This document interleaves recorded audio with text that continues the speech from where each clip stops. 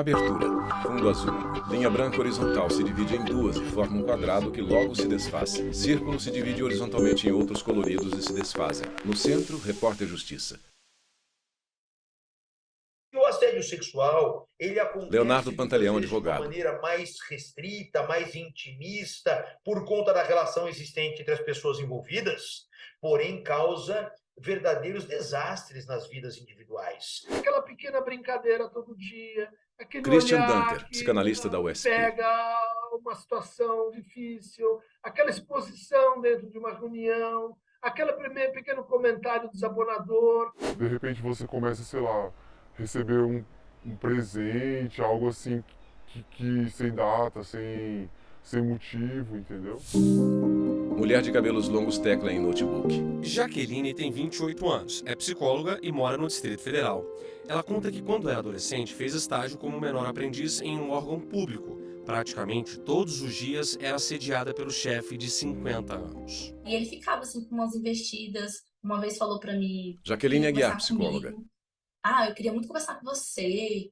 Tem uns propósitos pra te fazer, mas eu queria que fosse num lugar assim, bem calmo. Só eu e você, pra gente conversar, bater um papo. Assim, bem de boa. Aí eu falei, tá, o que você quer conversar? Não, eu vou escrever. Aí ele escreveu, eu queria ir pro motel comigo conversar, né, no motel. Ele tentava contornar a situação, disfarçar, mas sempre criava situações para ficar sozinho com Jaqueline. Os episódios de assédio se tornaram frequentes. Aí teve outra vez que ele falou assim, o que eu queria trabalhar quando eu crescesse, né, quando eu fosse me formar. E aí eu falei assim, não, eu quero fazer psicologia, toda empolgada, né, e tal. E ele, mas você vai fazer isso como? Uma faculdade é muito cara.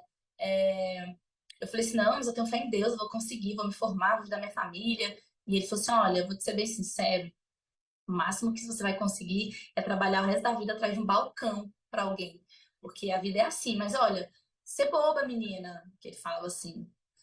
Fica aqui trabalhando comigo, eu te dou um cargo comissionado, você fica aqui, vai ganhar aí um dinheiro bom, vai conseguir fazer suas coisas. Pergunto se ela fez alguma denúncia contra o chefe. Jaqueline lembra que sentia medo, vergonha e não sabia a quem recorrer. A gente não denuncia, né? A gente não sabe muito bem o que fazer na hora. A gente às vezes prefere relevar porque acha que não vai dar em nada. Infelizmente é uma realidade, né? Então é uma situação muito constrangedora, muito ruim, que eu já passei e várias mulheres passam, né? Assédio sexual é definido no Código Penal como constranger alguém com o intuito de obter vantagem ou favorecimento sexual, prevalecendo-se o agente da sua condição de superior hierárquico ou ascendência inerentes ao exercício de emprego, cargo ou função. O assédio sexual, ele é tão somente uma conduta em que você tem o superior hierárquico, por exemplo, forçando a barra em cima de um funcionário ou de uma funcionária, constrangendo essa pessoa para obter um favorecimento sexual, uma vantagem sexual. Tá? Quer dizer assim, olha, então, por exemplo, olha, ou você sai comigo, eu sou seu chefe, ou você sai comigo, fulana, ou senão você vai ser demitida. Isso é assédio sexual. Para ficar ainda mais claro para você, para caracterizar Repórter assédio sexual, Leonardo é preciso Ferreira, ter Brasília, uma DF. subordinação entre autor e vítima. Pode ser uma atitude física, como a tentativa de um beijo, por exemplo, ou simplesmente comentários constrangedores, desagradáveis que violem a liberdade sexual da pessoa. Em boa parte dos casos, os assediadores fazem algum tipo de ameaça. O advogado explica ainda que assédio sexual é crime, mas a pena é branda, com detenção de 1 a 2 anos. Sendo assim, admite que o autor desse crime pratique uma transação penal e nem sequer a ação penal se inicie. Então, alguns benefícios que a lei traz que acabam sendo aplicados por um erro do legislador na fixação da pena. Se o legislador tivesse colocado essa pena, em vez de 2 anos, 3 anos, pena máxima, já teria acabado com todas essas possibilidades que eu mencionei agora. De acordo com o Anuário Brasileiro de Segurança Pública, divulgado no ano passado, em 2021, os registros de assédio sexual aumentaram quase 7% em relação ao ano anterior. Foram quase 5.000 casos. A mulher ou o homem que é vítima dessa conduta dentro do ambiente de trabalho, por exemplo, e ela depende necessariamente daquele trabalho para a sua subsistência, para a subsistência da sua família, ela acaba indo todo dia desenvolver aquele ofício, aquela profissão, absolutamente abalada emocionalmente, e isso vai se acumulando e, consequentemente, geram outros distúrbios de natureza psicológica. Uma pesquisa feita pelo portal empregos.com.br revela que 42% das mulheres relataram ter recebido uma cantada desagradável no trabalho, contra 27% dos homens. O que a gente constatou com a pesquisa é que Tabata Silva, gerente do portal empregos.com.br. Relacionadas a situações de discriminação, de assédio, de importunação sexual, todas elas a gente tem um percentual muito maior de mulheres afirmando que já sofreram alguma situação ou que já presenciaram alguma dessa situação em comparação aos homens. Este psicanalista e professor do Instituto de Psicologia da USP explica que, em muitos casos, a vítima de assédio sexual se sente culpada. O que será que eu fiz? Será que eu dei margem para isso? Culpa. Porque eu devia ter me protegido melhor, ou então eu causei isso de alguma forma. Ou seja, individualizando o fato, o que torna a experiência do assédio muito pior, muito mais patogênica do ponto de vista psicológico. Este consultor de gestão de pessoas explica ainda que o Departamento de Recursos Humanos das empresas, órgãos e instituições deve criar campanhas e políticas de combate ao assédio sexual. Uma empresa salutar vai ter Carlos Betinas, consultor de gestão de pessoas, que vai cuidar do assunto com propriedade. Né? Você não precisa chegar à polícia. Se isso não ocorrer, se a pessoa começa a ser assediada, muitas vezes ocorre isso até fora do trabalho, por um companheiro de trabalho, aí ele vai precisar recorrer realmente às autoridades, tá certo? Se a empresa não agiu nesse sentido. Quando o assédio sexual ocorre no ambiente de trabalho, é fundamental que a vítima informe o RH e, se possível, com provas. Por exemplo, uma mensagem ou áudio do assediador. Hoje a gente grava uma conversa no telefone sem menor esforço, né? Ou se cercar de colegas que testemunhem e percebam, comenta com eles para as pessoas também ficarem atentas, né? Não deixar o assediado muito na presença do assediador, e começar a colecionar uma série de fatos que vão levar a ele, assediado, se defender. Homem de camiseta, imagem escurecida e com pouco foco. O homem que prefere não ser identificado tem 32 anos. Ele trabalhava em uma empresa voltada para políticas sociais em atendimento a organizações sem fins lucrativos. Ele conta que a diretora da empresa era uma mulher mais velha. Logo no começo, ele estranhou a relação. Ia acompanhar ela em algum jantar, em alguma reunião de compromissos do governo, e aí depois disso, no caminho, ela me levava para um restaurante e ficava, sei lá, pedia champanhe. Só que assim, muito sempre usando uma situação do trabalho para poder fazer as investidas, né? Foram muitos episódios, convites para sair, mensagens e até fotos sensuais. As tentativas não foram correspondidas. Aí o salário começou a atrasar. Como não tinha outro emprego, teve de suportar o assédio. O meu caso foi o seguinte: não vai ter as minhas investidas, então também você não vai ter trabalho e também não vai ter o seu salário. E é a pessoa querer usar a sua própria profissão, o seu trabalho contra você mesmo, né? De uma forma assim indigna. No próximo bloco, o assunto é outro crime que viola também a dignidade e a liberdade da pessoa. Importunação sexual, que é bem diferente do assédio. A repórter Renata Teodoro conta tudo pra gente daqui a pouquinho. Não saia daí. Vinheta de transição no Centro, Repórter Justiça. Vinheta de transição no Centro, Repórter Justiça. Mulher de capacete anda de bicicleta na rua. Era final de semana e Andressa havia saído de bicicleta para se exercitar. Um carro branco se aproxima. Dentro, 4 homens. E o que estava no banco do passageiro comete o delito. Após ser tocada, a Andressa cai no asfalto. Eu não senti que o rapaz pegou na minha bunda, porque como eu estava pedalando de bicicleta, eu não senti que ele estava pegando em mim. Eu só Andressa me Lustosa, atentei estudante. ao carro. E logo que aconteceu ali, que ele conseguiu fazer o ato, né, de pegar na minha bunda, ele bateu o espelho do carro dele, ele bateu no guidão da minha bicicleta. Então, automaticamente, eu já caí no chão, né? Bateu e eu caí.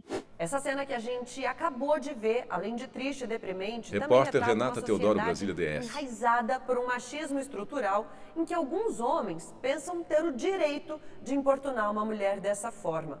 A Andressa decidiu falar, mostrar o rosto e não se esconder. Mas nem todas as mulheres têm essa coragem. E a culpa não é delas, e sim na descrença que elas enfrentam quando pedem ajuda.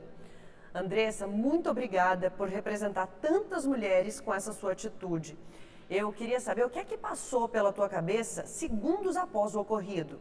Eu fiquei com medo, na verdade, eu achei que era uma tentativa de homicídio na hora, né? Pensei, meu Deus, alguém tá tentando me matar, porque eu não imaginei que a pessoa tinha passado a mão em mim. Então, quando eu caí, eu sentei para ver se eu tinha machucado, né? Porque eu raspei bastante as minhas costas aqui do lado esquerdo, eu raspei bastante.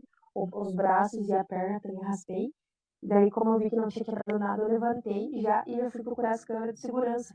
Porque eu vi que as pessoas que estavam próximas de mim, ali caminhando e correndo, eles não prestaram atenção no veículo. Eles vieram me ajudar. Então, eu vi que ninguém tinha olhado a placa do carro. Então, eu já fui me atentar para ver se tinha câmera de segurança para que eu conseguisse realizar a denúncia, né? Andressa foi vítima de um crime de importunação sexual e protagonista de uma denúncia. É muito importante que essas vítimas entendam que esse registro Mariana Araújo é de Almeida, suma delegada. relevância, não apenas para a responsabilização do autor específico, mas também para que os órgãos públicos possam conhecer esse fenômeno, né? Para que a gente possa entender como que ele acontece, em quais regiões é mais frequente, em quais são os lugares que essas importunações estão ocorrendo, para que assim possam ser tomadas medidas no sentido também de prevenção, não apenas de repressão. Mariana é delegada-chefe adjunta da Delegacia de Atendimento à Mulher, em Ceilândia, no Distrito Federal, e diz que o crime de importunação sexual, com pena de até 5 anos de prisão, apesar de ter sido incluído na legislação há pouco tempo, acontece há muitos anos. Nós acreditamos que após ele ter se tornado mesmo um crime, essas mulheres passaram a ter mais consciência do que configura mesmo, né, uma importunação sexual, e também através de campanhas que estão sempre sendo veiculadas, elas possam estar se sentindo um pouco mais seguras de estar procurando os órgãos públicos para fazer a denúncia desse tipo de crime. Ainda assim, dificilmente alguém condenado por importunação sexual ficará preso em regime fechado. Claro que a pena fixada, por ela não ser superior a Leonardo 8 anos Pantaleão, de advogado. reclusão, dificilmente você terá alguém condenado por importunação sexual com regime inicial de cumprimento de pena fechado. Você tem ali, porque a regra do direito surge quando você tem uma pena superior a 8 anos do estabelecimento do regime fechado. Quando é inferior, aí nós temos outros mecanismos de semiaberto ou aberto. Eles ficaram só 2 meses presos. Isso me deixou com muita revolta também. Porém, eu acho que a repercussão que teve isso daí também já acabou com a vida deles. Porque eu acho que a lição de vida que eles tomaram ali foi muito forte. E eu não tenho medo de falar, sabe? Não tenho medo. Eu acredito que hoje eu posso sair na rua. Claro que eu tomo segurança para sair e tal, mas eu não tenho medo de enfrentar nenhum tipo de assédio que seja, ou eu vou revidar, eu não vou ficar quieta, nunca fiquei quieta e nunca vou ficar. Só quem já foi vítima entende que a violação da importunação sexual vai além do ato em si. É um momento muito constrangedor pra gente, e eu decidi, por vontade própria, mostrar meu rosto e dizer que é importante as mulheres denunciar. O crime sempre foi praticado. Porém, era uma coisa que ninguém falava, né? Ninguém falava, as mulheres não denunciavam, elas tinham medo, e aquilo era uma coisa que era feita por baixo do pano, né? Isso acontecia, sempre aconteceu, porém ele não era falado, né? É importante alertar essas vítimas que, se sofrerem qualquer ato de importunação sexual ou de assédio sexual, que procurem os órgãos públicos. Atualmente, no Distrito Federal, nós temos todas as delegacias circunscricionais aptas a fazer esse registro, além das 2 delegacias especiais de atendimento à mulher, e também esse registro ele pode ser realizado através da delegacia eletrônica. Então, essa vítima não precisa sequer sair de casa para fazer o registro desse fato. Mulher cabisbaixa, tem cabelos longos e ondulados. Liliane é mais uma vítima de importunação sexual. Voltando da escola no ônibus, teve um episódio de um homem... Liliane Garcia, professora. Por trás. É o termo que o pessoal usa, né? Sarrando mesmo. E assim, você sabe que aquilo está acontecendo, você sabe que as pessoas estão vendo aquilo e ninguém age. Teve um outro momento que eu e uma prima voltando da escola, a gente estudava juntas, indo para a casa dela. Um homem estava se masturbando, a gente fala que é beco, né, entre uma casa e outra, e ele correu atrás da gente, na rua. Com o passar dos anos, foi vítima de um crime ainda pior. O ápice da minha história com relação às dificuldades na área da sexualidade, por conta desses abusos e tudo, foi um estupro coletivo aos 26 anos. Nesses episódios de assédio e importunação sexual, em que você ainda era uma adolescente, você lembra qual era o sentimento que te veio logo após passar por isso? A sensação é de insegurança e, assim, é um desespero. Você não sabe o que você vai fazer. Como hoje a gente evoluiu bastante com relação ao pensamento masculino, até dos próprios pais. Mas você pensa, isso tem muito tempo aí, tem mais de 20 anos, e aí chegar e falar e ouvir assim, mas você deu moral. Por que você não desviou o caminho? Como se a culpa fosse nossa. Então essa questão de carregar a culpa, né? Também imaginar que realmente você podia ter feito diferente para que aquilo não tivesse acontecido, como se aquilo fosse uma responsabilidade sua. Você teve problema com relacionamento amoroso na sua vida por conta de tudo que aconteceu com você? Eu tive relacionamentos feridos a vida inteira, até os meus 28 anos, 26, 28 anos, eu tinha muita dificuldade. E eu vim entender isso por causa dos estudos, por causa das especializações que eu fiz. E eu só consegui me sarar, me libertar por completo de tudo isso depois dos 35 anos, de verdade. Esse corpo ele fica dolorido.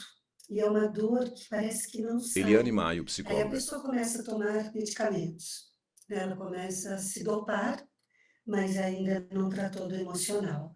E as sequelas psicológicas são muitas, são desde ansiedade, depressão, medos frequentes, autoestima muito baixa, porque ela fica remoendo, relembrando, e essa lembrança ela é sempre muito viva.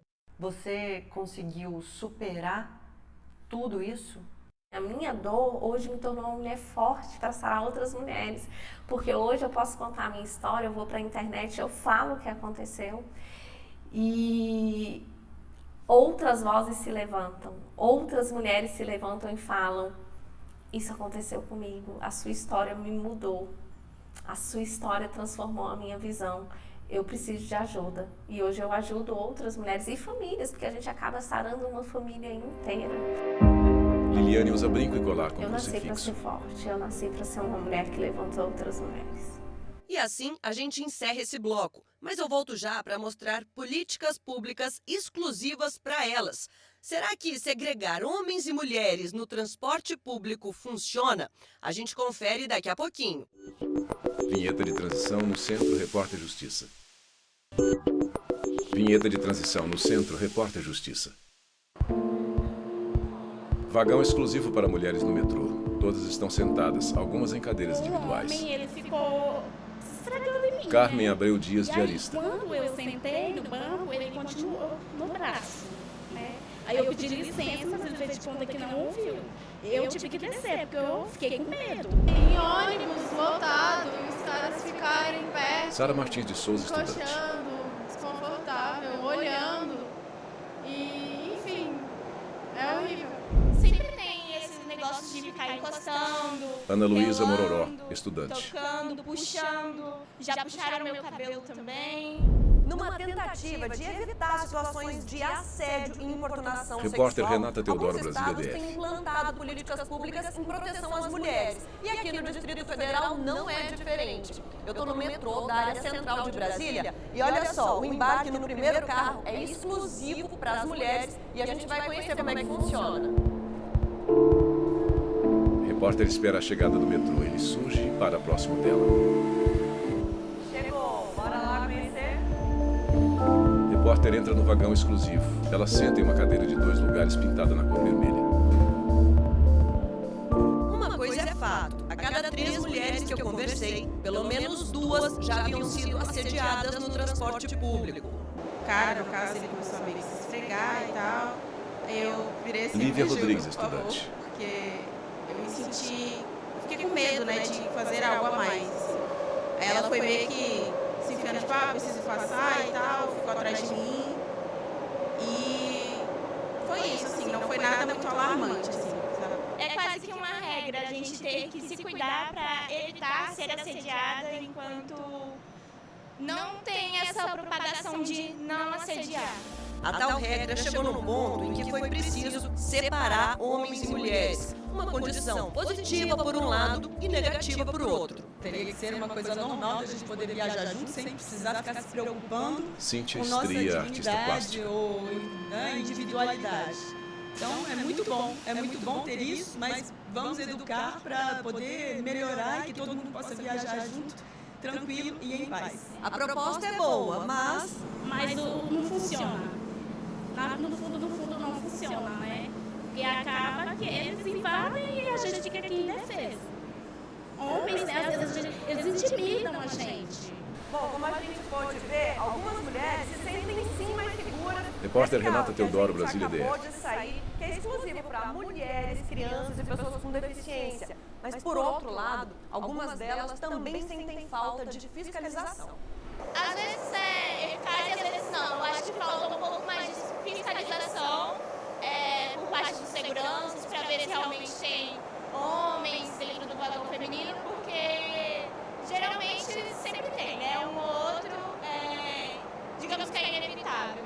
E é incômodo ver que não respeitam essa regra de que é um vagão feminino. Um problema social que atormenta a vida das pessoas. A conscientização, a fim de se educar a população, tem sido o mote da campanha da Associação Nacional dos Transportadores de Passageiros sobre Trilhos. Os operadores eles não se preocupam apenas com a questão da campanha. Roberta Nós Marquesi, temos uma diretora da ação AMP muito forte Trilhos. de treinamento dos nossos colaboradores, das pessoas que trabalham nas estações, né? Incentivando que as mulheres ou qualquer pessoa que se sinta assediada, que ela possa fazer a denúncia. Porque não é apenas ela saber do direito, né? Mas para que a gente possa coibir esse tipo de crime, é fundamental que haja a denúncia. Segundo essa professora de Serviço Social da Universidade de Brasília, a luta pela educação é o ponto de partida para se criar pessoas mais conscientes, que respeitam o próximo, independentemente do sexo. Pensar, por exemplo, numa sociedade sem violência é pensar Raísca necessariamente Costa numa Barroso, educação professora. que não seja machista, uma educação que não seja misógina e uma educação que possibilite com que os homens reconheçam que eles estão dentro de uma estrutura e que também faz parte deles romper com essa estrutura. Seja na vida real ou na virtual, ser mulher no Brasil é trabalhoso e exige alguns cuidados, como o compartilhamento de fotos e conteúdos íntimos. A diretora de projetos especiais da SaferNet, canal de ajuda para mulheres vítimas de importunação e assédio, faz um alerta sobre como se prevenir. Ter sempre um ceticismo crítico em relação ao uso das redes. Juliana né? Cunha, diretora de projetos da alguém nas SaferNet. redes, tem uma relação de confiança. Sempre olhar para isso com alguma desconfiança, porque por trás daquele perfil pode, de fato, ter algum tipo de agressor ou algum tipo de pessoa que está usando ali daquele relacionamento para fazer algum tipo de chantagem depois. Gabriela usou a tecnologia a seu favor. É fundadora de um aplicativo de carros dirigido só por mulheres. E a clientela, é claro, é formada só por elas. crianças e idosos também podem usufruir da tranquilidade de serem transportados por uma mulher. A gente começou com 1.800 motoristas aqui em São Paulo. Hoje nós já temos mais Gabriela Correia, de empresária. 85 mil motoristas cadastradas e temos mais de 2 milhões de passageiras. A empresária conseguiu extrair o melhor de uma situação bem ruim que passou. Eu sofri um assédio dentro de um carro de aplicativo e eu fiquei pensando quantas mulheres no mundo já passaram pelo mesmo que eu passei. Nessa ocasião, o motorista estava me levando num bar com umas amigas. E aí, quando eu estava descendo, ele falou, nossa, você vai num bar? Que bom, vou ficar te esperando aqui, porque na volta você vai estar bêbada, eu vou poder me aproveitar de você. Quando ele falou isso, eu fiquei muito nervosa, desci do carro e contei para as minhas amigas. E elas falaram, nossa, eu também já passei por situações ruins em táxi, em carro de aplicativo, né? Às vezes até no transporte público, né? Então, o transporte ele não é seguro para as mulheres, infelizmente. E foi assim que desenvolveu o aplicativo, mas sonha alto com um futuro ainda melhor. O meu sonho é que todas as mulheres do mundo, no futuro, possam ter liberdade no transporte, né? Que as meninas que estão nascendo agora, no futuro, possam ir e vir com liberdade, não passem pelo que eu passei e possam se desenvolver aí, né, em todo o Brasil, tendo um transporte com segurança. Gabriela conversa com os colaboradores da empresa em escritório. Carmen usa celular no vagão do metrô exclusivo para E mulheres. assim a gente termina o Repórter Justiça desta semana. Se quiser entrar em contato com nossa produção, o e-mail é o reporterjustiça@stf.jus.br. Até a próxima! Créditos finais. Produção Rogério Brandão. Reportagem Leonardo Ferreira e Renata Teodoro. Roteiro e edição Leonardo Ferreira. Cabelo e maquiagem Eliana Brandão. Cinegrafia Jeff Martins e Luiz Guilherme. Assistência técnica Kleber Leite e Paulo Passa. Edição de pós-produção Thiago Lopes. Videografismo Lucas Matias. Núcleo de produção Rosa Oase. Núcleo técnico Fábio Guedes. Núcleo de produção de programas Flávia Soledade. Supervisão Coordenadoria de Gestão da TV e Rádio Justiça. Secretaria de Comunicação Social STF. Realização TV Justiça Essencial 2023.